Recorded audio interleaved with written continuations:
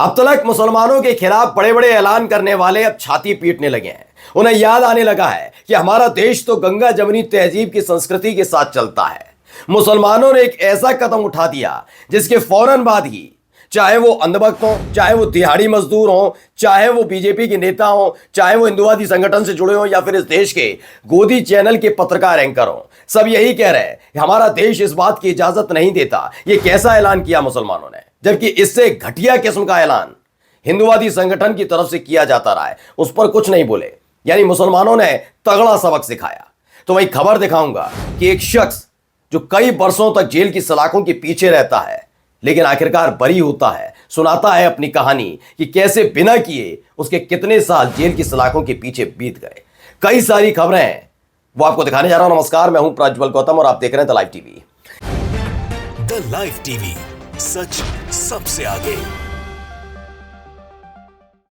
पहले मैं सुनाने जा रहा हूं, इनको देखिए क्या इन पर आरोप लगा था और इनको सुनिए क्या कुछ कह रहे। सुनिए इनको। इतना बड़ा इल्जाम मौलाना कलीमुद्दीन पर लगाया कि मौलाना कलीमुद्दीन के घर में ट्रेनिंग होती थी, यहाँ मीटिंगें होती थी, तो आपने छापा क्यों नहीं मारा? आपने पकड़ा क्यों नहीं किसी को? आप इतना बड़ा इल्जाम लगाए, एक सबूत पेश नहीं कर सके। सुनते जाइए, बताता हूं इनका भी। और ये मीडिया वाले लिख रहे हैं बड़ी बड़ी सुर्खियों में कि आतंकी का सरदार या मास्टर माइंड पकड़ा गया। आज क्या लिखा उन्होंने? आज हेडिंग क्यों नहीं बनाया जब बरी किया जा रहा? हमें तो अपने वतन से मोहब्बत है, हम इस सरजमीन में पैदा हुए हैं, हमारे आबा व अजदाद इस सरजमीन के, हम इसके खिलाफ। दरअसल ये कलीमुद्दीन साहब हैं। अशरफ हुसैन ने लगा एक मौलाना कलीमुद्दीन है। 9 साल बाद आतंकवाद के आरोप से मौलाना समेत 3 लोगों को कोर्ट ने बरी कर दिया। कैमरे पर पहली बार उन्होंने अपनी आप बीती बताई। इस अपनी आप बीती में उन्होंने बताया कि उन्होंने कुछ किया ही नहीं था, बस उन्हें उठाया और धर लिया गया और उसके बाद उन्हें पता लगा कि उनको तो आतंकवाद के आरोप में गिरफ्तार किया गया है। 9 साल तक ये लड़ाई लड़ते रहे, जेल की सलाखों के पीछे रहे। बस सवाल ही उठता है कि जिन लोगों ने आरोप लगाया, जिन लोगों ने गिरफ्तारी की, जिन्होंने 9 साल जांच में गुजार दिए, क्या वो 9 साल इनके वापस ला पाएंगे? क्या ऐसे अधिकारियों पर, ऐसे शिकायतकर्ताओं के खिलाफ कार्रवाई नहीं होनी चाहिए? क्या इन्हें भी 9-9 साल या 10-10 साल की सजा नहीं होनी चाहिए? खैर, अब देखिए क्या हुआ है। एक नया तमाशा शुरू हुआ है देश में। पहले देखिए क्या लिखा हुआ है। यह एक विदाई का कार्ड है जिस पर लिखा है जश्न अलविदा। दिखने पर स्कूल प्रधानाचार्य जांच के घेरे में। ये शाहबाद है, वहां का एक महात्मा गांधी राजकीय विद्यालय है। बस जश्न अलविदा क्यों लिख दिया, इसको लेकर तमाशा शुरू हो गया है। और इसको लेकर राजस्थान विभाग की तरफ से देखिए 12 में एक वो भी दे दिया गया है कि क्या कैसे लिखा गया। क्या रहीम खान लिखते हैं, राजस्थान शिक्षा विभाग ने क्या क्या दिन देखने पड़ रहे हैं। विदाई समारोह के कार्ड पर जश्न अलविदा लिखने पर प्रिंसिपल के खिलाफ जांच के आदेश दे दिए। ये कह दिया कि हिम्मत कैसे हो गई कि ये सब करने की। पहले तो मैं ऐसे लोगों को, चूंकि राजस्थान में बीजेपी की सरकार है और जश्न अलविदा, चूंकि उर्दू शब्द आ गया अलविदा, बस उसी से इतने ज्यादा, और जश्न जैसे शब्द का आ गया, विदाई क्यों नहीं लिखी, ये सब क्यों नहीं लिखा, इसी को लेकर तमाशे शुरू कर रहे हैं। अब जरा उनको जो सुषमा स्वराज जी का एक पुराना भाषण सुनना चाहिए। इस बात की भी आलोचना हुई कि मैंने वहां उर्दू क्यों बोली। अरे मैं उन आलोचना करने वालों को कहना चाहूंगी, अरे उर्दू मेरे मुल्क की भी जुबान है, उर्दू केवल उनकी जुबान नहीं है, उर्दू।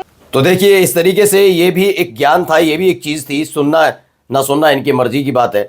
अब आइए एक हिंदू भाई को दिखाता हूँ क्या कुछ कहते हुए नजर आ रहे हैं, सुनिए जरा। 50 सालों से यहाँ पर रह रहा हूँ, लेकिन क्या यहाँ से रोज गुजरता हूँ नीचे से, मस्जिद देखता हूँ, लेकिन मस्जिद में आने का कभी मौका नहीं मिला था। हमने तो नमाज भी देख ली। मेरे हिसाब से नमाज एक है ना, अपना खुद का फिटनेस रखने के लिए, जो मॉर्निंग में आते हैं हम, जब नमाज पढ़ते हैं, आप 4 बार उठते बैठते, तो एक मेडिकल मतलब आपकी फिटनेस भी होती है उसमें। जैसे हम लोग जाते बस ऐसे पैर पड़ते हैं और आते हैं, लेकिन यहाँ पर रह के मतलब एक फुल 10 मिनट का आपका एक एक्सरसाइज हो जाता है। अल्लाह से बातें तो होती है, दुआएं होती है, लेकिन इसके साथ एक्सरसाइज होता है, वो मुझे काफी अच्छा लगा। तो देखिए एक भाई था, ये कविश अजीज लिखती है, 50 साल तक ये हिंदू भाई मस्जिद के पास से गुजरता रहा और जब मस्जिद के अंदर जाकर देखा तो क्या हुआ। उसने बताया कि उसने काफ़ी कुछ चीज़ें देखी। मैं फिर भी कहता हूं कि मैं खुद सनातनी हूं, मैं ये नहीं कहता कि हमारे धर्म में क्या होता है, कैसे पूजा होती है, लेकिन किसी के धर्म के बारे में अगर अच्छी बातें हैं उसे भी स्वीकार करनी चाहिए।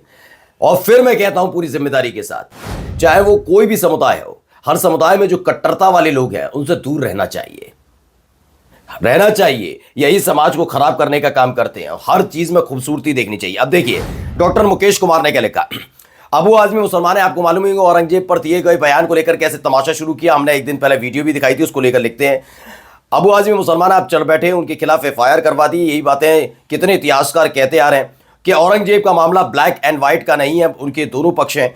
उसने हिंदू महिलाओं को मंदिरों को का ढहाया तो बहुतों की मदद भी की। ब्राह्मण तो उनके कृपा पात्र थे ही। संभाजी महाराज का अपना चरित्र ही कमज़ोर था, औरतें उसकी कमज़ोरी थीं।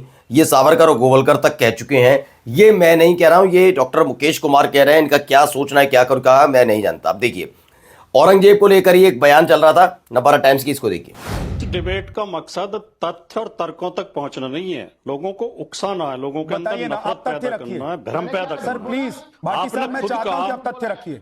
विद्यानाथ झा डिबेट में इन्वॉल्व करना है। विद्यानाथ झा इस शो के एंकर हैं। देखिए आप क्या कहते हैं। आपने भाटी जी, मैं चाहता हूं आप तथ्य रखिए। वक्त नहीं जाया करें, बीच में तो चिल्ला रहे हैं, क्या बोलेंगे? तथ्य रखिए। नहीं प्लीज ऐसे मत बोलिए। बीच में तो चिल्ला रहे हैं, इनकी किसी के चिल्लाहट ऊपर मत तो बोलिए। बंद करो। राजीव सवा मन करता था ना जनेऊ कटवा के, सुनिए।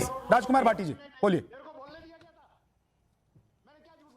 आपने कहा कि वो सवा मन जनेऊ रोजाना उतार के देख ले, सुनते जाइए आप। लोगों की हत्या करके तब खाना खाता था। अगर एक जनेऊ का वजन 5 ग्राम मान लिया जाए तो 10,000 लोगों की हत्या रोजाना करवाता था। 49 साल तक औरंगजेब देश का शासक रहा। 49 साल में उसने 20 करोड़ लोगों की हत्या कराई होगी, जबकि उस समय पूरे भारत की आबादी 15 करोड़ थी। अब इस तरह के भ्रम फैलाने वाली बातें जो कही जा रही है, तो सोचिए, अपनी ही बात से बिफर गए ये बेचारे एंकर महोदय।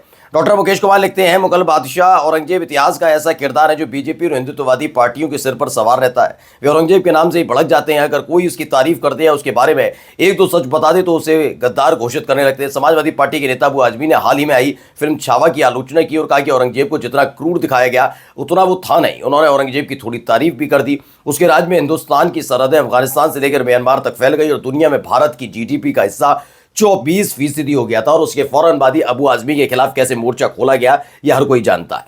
यही देखिए, नवनीत राणा अब तो बीजेपी की बेचारी नेता रह गई हैं। महाराष्ट्र सरकार से विनती है कि औरंगाबाद का नाम जिस तरीके से बदलकर संभाजी रखा गया, जल्द कब्र औरंगाबाद में औरंगजेब की उसे उखाड़ कर फेंक दिया जाए, जिससे वह कब्र प्यारी हो और वह अपने घर में सजा ले। ये ऐसे बयान देने वाली अभी हार के चुकी हैं, तब भी इन्हें शर्म नहीं है। अब आइए, हुआ क्या है आजकल, देखिए अब क्या हो रहा है, समझिए। ये ब्लैक एंड व्हाइट देखिए थोड़ा सा।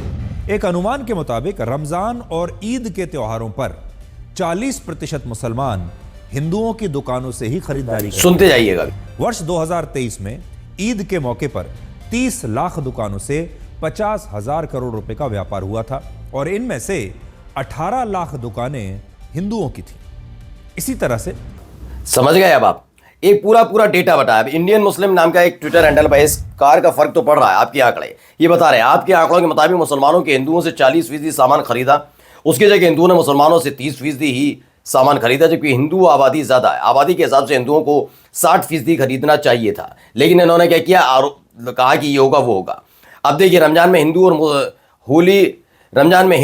और होली पर मुसलमानों का बहिष्कार क्यों, अब याद आ रही है। देखिए ब्लैक एंड व्हाइट में ये अली शोराब लिखते हैं, आखिर ऐसा क्या बदलाव हो गया कि मुसलमानों के प्रति दिन रात घृणा और बढ़ावा देने वाली हुनूदी मीडिया कल से हिंदू मुस्लिम सौहार्द बढ़ाने की बात कह रही है। सवाल तो ये उठता है। अब देखिए, एक और आए सुदर्शन वाले, रमजान में हिंदुओं का बहिष्कार, हिंदुओं से सामान न खरीदने का आह्वान। जबकि ये आप खुद जानते हैं, सुदर्शन पर तो खुल्लम खुल्ला कहा जाता है कि कैसे मुसलमानों को बहिष्कार किया जाए, कैसे ऐलान, इनको तो आप पहचानते ही हैं, ये क्या क्या बोलते हुए नजर आते हैं। अब इस तरह के प्रोग्राम चलाकर ये बताने की कोशिश कर रहा है। अब पेट में मरोड़ उठती है ना कि ये क्या हो गया। एक ये बोर्ड देख लीजिए, ये क्यों हो रहा है। ये दिवाली के वक्त पर ऐसे आपने कई देखे होंगे, होली पे भी देखे होंगे। अपना त्योहार अपनों से व्यवहार, दीपावली की खरीदी उनसे करें जो आपकी खरीदी से दीपावली मना सके। ये बजरंग दल देवास ने लिखा।